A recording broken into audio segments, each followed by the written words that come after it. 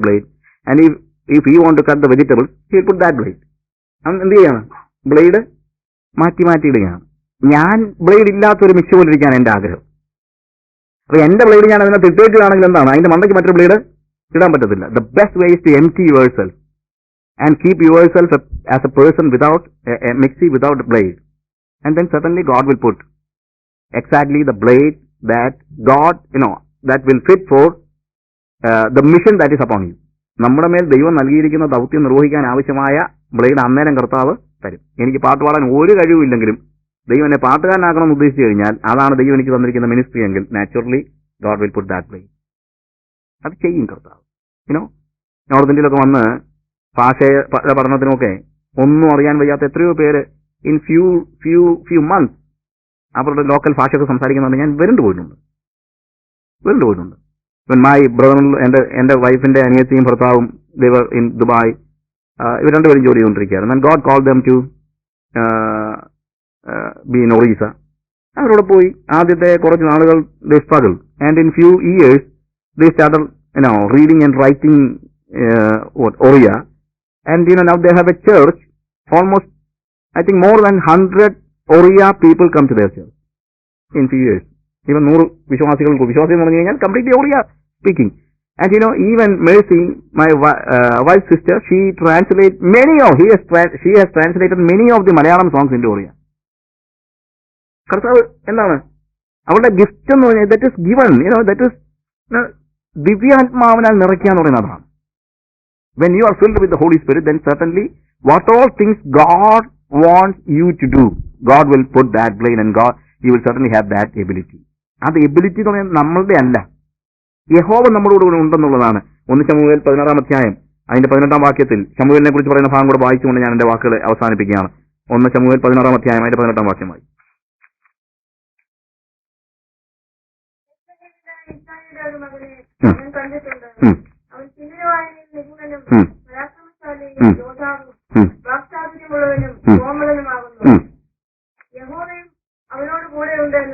നോക്ക്, ബാക്കിയുള്ള എല്ലാ കാര്യവും ഉണ്ട്, പക്ഷെ ഈ കാര്യങ്ങൾ കൊണ്ടൊന്നും പ്രയോജനമില്ല.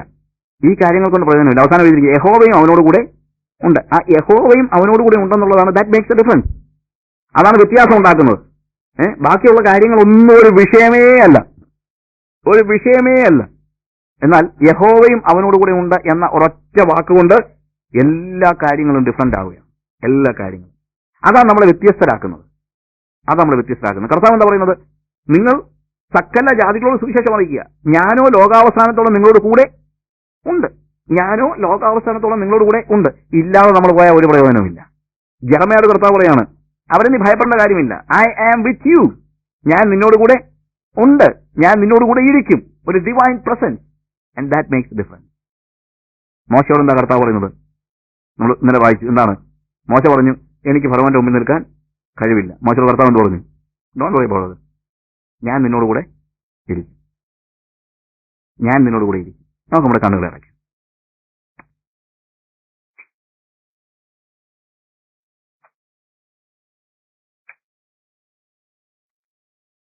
Thank you Jesus. ഹല്ലേലൂയ. മോശയുടെ മേൽ ദൈവത്തിന്റെ ആത്മാവ് ആവസിച്ചു വളരെ ശക്തമായ നിലയിൽ. അതിന് കാരണം മോശയ്ക്ക് അത്രയും ജോലി എടുക്കാനുണ്ടായിരുന്നു. അത്രയ്ക്കും വലിയ കാര്യങ്ങളെ ദൈവം അവന്റെ മേൽ ഭാരമേൽപ്പിച്ചു.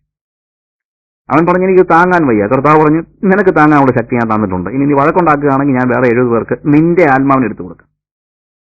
നമ്മൾ ദൈവം ഭരമേൽപ്പിച്ചിരിക്കുന്ന ജോലി ചെയ്യാനുള്ള അത്രയും ശക്തമുള്ള ആത്മാവിനെ കർത്താവ് നമ്മുടെ മേൽ തന്നിട്ടുണ്ട്. അതിന് യാതൊരു പ്രയാസവും വേണ്ട. കർത്താവ് ഒരിക്കലും ഫറവോനെ പോലെ അല്ല. അവൻ പറയത്തില്ല വൈക്കോല് തരത്തില്ല, ഇഷ്ടിയുടെ എണ്ണം കുറയ്ക്കരുത്. അങ്ങനല്ല അവൻ പറയുന്നത്. അവൻ ഇഷ്ടിയുടെ എണ്ണം കൂട്ടിയാൽ അതിനാവശ്യമുള്ള വൈക്കോലും തരുന്നവനാണ്. നമ്മുടെ മേൽ അവൻ ഭരമേൽപ്പിക്കുന്ന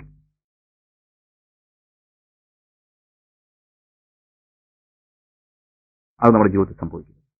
പ്രിയമുള്ളവരെ, ഇന്ന് ഈ രാത്രി ഒരുപക്ഷെ മോശയെപ്പോലുള്ള ഒരു ആത്മാവിനെ നമ്മുടെ മേൽ തന്നേക്കാം. അല്ലെങ്കിൽ ബെസലേലിന്റെ മേലുള്ളതുപോലെയുള്ള ഒരു ആത്മാവ്. ഒരുപക്ഷെ നമ്മളെ വലിയ പ്രസംഗകരാക്കാൻ ദൈവം ഉദ്ദേശിക്കാം. പക്ഷെ അതിന് നിർബന്ധമില്ല. പ്രസംഗകരെക്കാൾ നല്ലത്, പ്രൊജക്റ്റഡ് മിനിസ്ട്രിയേക്കാൾ എപ്പോഴും നല്ലത് പുറകിൽ നിന്ന് ശുശ്രൂഷിക്കുന്നതാണ്. അതിന്റെ പ്രതിഫലം സ്വർഗത്തിലുണ്ട്, കൂടുതലുണ്ട്. പുറത്ത് മറ്റുള്ളവരുടെ മുമ്പിൽ പ്രൊജക്ട് ചെയ്യപ്പെടുന്ന എല്ലാവരെക്കാൾ കൂടുതൽ പ്രതിഫലം ഒരിക്കലും പ്രൊജക്ട് ചെയ്യപ്പെടാത്ത ആളുകൾക്ക് സ്വർഗത്തിലുണ്ടാകും. ഇറ്റേണിറ്റിയെക്കുറിച്ചൊരു ദർശനം ഉണ്ടെങ്കിൽ ഈ സ്റ്റേജ് വന്ന് പ്രസംഗിക്കണമെന്നൊന്നും ആർക്കും ആഗ്രഹം ഉണ്ടാകത്തില്ല. ഇറ്റേണിറ്റിയെക്കുറിച്ച് ദർശനം ഇല്ലാത്തതുകൊണ്ടാണ് ഇതിന്റെ എല്ലാം പുറകിൽ ആളുകൾ ഇടിച്ചു തള്ളി നിൽക്കുന്നത്. പ്രിയമുള്ളവരെ, നമ്മുടെ മേൽ ദൈവത്തിന്റെ ആത്മാവിനെ കർത്താവ് പകർന്നിട്ടുണ്ടെങ്കിൽ അതെല്ലാവരിലേക്കും പകരപ്പെടാനുള്ള അഭിവാഞ്ചം നമുക്ക് ആവശ്യമുണ്ട്. മോശ പറയുകയാണ്, കർത്താവിന്റെ ആത്മാവ് ദൈവത്തിന്റെ എല്ലാ ജനങ്ങളുടെ മേലും പകർന്നെങ്കിൽ കൊള്ളാമായിരുന്നു. ഏലിയാവ് പറയാണ്, I am happy because you have asked me the double portion of my spirit and you will certainly have it if you see me. നമുക്ക് എന്തുകൊണ്ട് ആത്മാവിനെ, അധികമുള്ള ആത്മാവിനെ, ഇരട്ടിപ്പങ്ക് ആത്മാവിനെ പ്രാപിക്കാൻ കഴിയുന്നില്ല? മറ്റൊന്നും കൊണ്ടല്ല, നമ്മളതിനെ പ്രോസസ് ചെയ്യത്തക്ക രീതിയിലുള്ള കപ്പാസിറ്റി, അതിനുള്ള വിജിൽ, അതിനുള്ള കോൺസെൻട്രേഷൻ നമുക്ക് പലപ്പോഴും ഇല്ല. നമ്മൾ കംഫർട്സിന്റെ പുറകെ പോകുന്നവരും ലോകത്തിന്റെ പുറകെ പോകുന്നവരും നമുക്ക് ഇതൊക്കെയാണ് വലിയ കാര്യങ്ങൾ, അതുകൊണ്ട് നമുക്കതിനെ പ്രാപിക്കാൻ കഴിയുന്നില്ല. എന്നാൽ യഥാർത്ഥത്തിൽ അവനെ മാത്രം നോക്കിയിരിക്കുന്നെങ്കിൽ തീർച്ചയായും ദൈവത്തിന്റെ ആത്മാവിനാൽ ഇരട്ടിപ്പങ്കിനാൽ തന്നെ നിറയുവാൻ കർത്താവ് നമുക്ക് അവസരങ്ങളെ ഒരുക്കും. പ്രിയമുള്ളവരെ, ഇന്ന് രാത്രിയിൽ ഇതിനിടയ്ക്ക് ഞാൻ പറഞ്ഞ കാര്യങ്ങളെ നിങ്ങൾ മറക്കരുത്.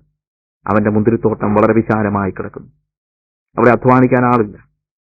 ഇന്ത്യയിൽ ജനകോടികൾ, വെറുതെ ജനകോടികൾ എന്നുള്ള ഒരു വാക്ക് പറഞ്ഞങ്ങ് പോവുകയല്ല. ഇവിടെ നിന്നുകൊണ്ട് ഞാൻ പ്രാർത്ഥിച്ചോളാമെന്ന് പറയുകയുമല്ല. നമ്മൾ ഒരു നിമിഷം ഒന്ന് ആലോചിക്കണം, കർത്താവെ, ഞാനോ എന്റെ മകനോ എന്റെ മകളോ ഒക്കെ അതിനുവേണ്ടിയാണോ കർത്താവെ? അതിനുവേണ്ടിയാണോ എന്നുള്ളതിനേക്കാൾ ഉപരി അതിനുവേണ്ടി അല്ലെങ്കിൽ അതിനാ സ്പെഷ്യൽ പെർമിഷൻ വാങ്ങിക്കേണ്ടത്. അതുപോലെ നമ്മുടെ പിതാവിന്റെ മുന്തിരിത്തോട്ടത്തിൽ അധ്വാനിക്കാൻ ആളില്ലാതെ ജനങ്ങൾ അന്ധകാരത്തിലേക്ക് ഓരോ ദിവസവും ആയിരക്കണക്കിന് 10,000-കണക്കിന് ആളുകൾ അഗ്നി നരകത്തിലേക്ക് ത്വരിതഗമനം ചെയ്തുകൊണ്ടിരിക്കുമ്പോൾ മറ്റൊരു പണി ചെയ്യണമെങ്കിൽ ദൈവത്തിൽ നിന്ന് സ്പെഷ്യൽ പെർമിഷൻ വാങ്ങിച്ചിരിക്കണം. ഞാനിന്ന് പറഞ്ഞ വാക്കുകളെ നിങ്ങളുടെ ഹൃദയത്തിൽ കൊള്ളുക. അത് വേറെ ആരെ ഉദ്ദേശിച്ചല്ല, ഇവിടെ ഇരിക്കുന്നവരെ ഉദ്ദേശിച്ച് തന്നെ ഞാൻ പറഞ്ഞത്, അല്ലാതെ മറ്റൊരാളെ ഉദ്ദേശിച്ചാണെന്ന് നിങ്ങൾ ചിന്തിക്കരുത്. ഇന്ന് ദൈവത്തിന്റെ ആത്മാവ് നിങ്ങളോട് തന്നെ സംസാരിച്ചു എന്നുള്ള ബോധ്യത്തോടുകൂടി ഇവിടെ നിന്ന് മടങ്ങിപ്പോകാൻ നമുക്ക് കഴിയണം. നമ്മൾ ദൈവത്തിന്റെ ശബ്ദത്തെ, ദൈവത്തിന്റെ പരിശുദ്ധാത്മാവിന്റെ ശബ്ദത്തിന് വേണ്ടി കാതോർക്കുന്നില്ലെങ്കിൽ, ദൈവത്തിന്റെ കോളിംഗ് ഇല്ലെന്ന് പറഞ്ഞ് എനിക്കിഷ്ടമുള്ള കാര്യങ്ങൾ ചെയ്യുകയാണെങ്കിൽ അത് നമ്മൾ ദൈവത്തിന്റെ പരിശുദ്ധാത്മാവിനെ നിഷേധിക്കുകയാണെന്ന് നമ്മൾ മറന്നു പോകരുത്. ഇന്ന് രാത്രിയിൽ അങ്ങനെ ചെയ്തെങ്കിൽ കർത്താവിനോട് ക്ഷമ ചോദിക്കുക. എന്നിട്ട് പറ, കർത്താവെ, ഞാൻ എന്റെ കുഞ്ഞുങ്ങൾ, കർത്താവെ, അവരെക്കുറിച്ചുള്ള എന്റെ ലക്ഷ്യം വല്ല വിധേനയും നിന്റെ രാജ്യവ്യാപ്തിക്ക് വേണ്ടി അവർ നിലകൊള്ളണമെന്നാണ്. അവൻ ന്യായമായത് തരുന്നവനാ, അത് നിങ്ങൾ മറക്കണ്ട. അന്യായം അവന്റെ നിന്ന് കിട്ടത്തില്ലായിരിക്കും, പക്ഷെ ന്യായമായത് അവൻ തരുന്നവനാണ്. നിങ്ങളുടെ പിള്ളേർ പട്ടണി കിടക്കുമെന്നുള്ള പേടിയൊന്നും നിങ്ങൾക്ക് വേണ്ട. അല്ലെ, പട്ടണി കിടന്നാലും അവർ ചത്തുപോകത്തൊന്നുമില്ല. ചത്തെങ്കിൽ തന്നെ എന്താ, അവന്റെ സന്നിധിയിൽ അവർ വിശ്രമിക്കും. ഇവിടെ ഇരുന്നാലും ചാകും. ഇവിടെ വണ്ടി ഇടിച്ച് എത്ര പേര് ചാകുന്നുണ്ട്. അതിനേക്കാളും വലുതൊന്നുമല്ല കർത്താവിന് വേണ്ടി മരിക്കാൻ തുടങ്ങുന്നത്. ഇതിനേക്കാൾ നല്ലതാണ്, അതിനകത്ത് യാതൊരു സംശയമില്ല. ഞാൻ പറയട്ടെ, കർത്താവിന് വേണ്ടി ചെലവായി പോകുവാനും നമുക്ക് കഴിയണമെങ്കിൽ അവന്റെ ആത്മാവിന്റെ ആ ശബ്ദം കേൾക്കാൻ നമ്മൾ കാതോർത്തിരുന്നേ പറ്റൂ. കർത്താവ് ആരിനോട് സംസാരിക്കണമേ എന്ന് പറയാതെ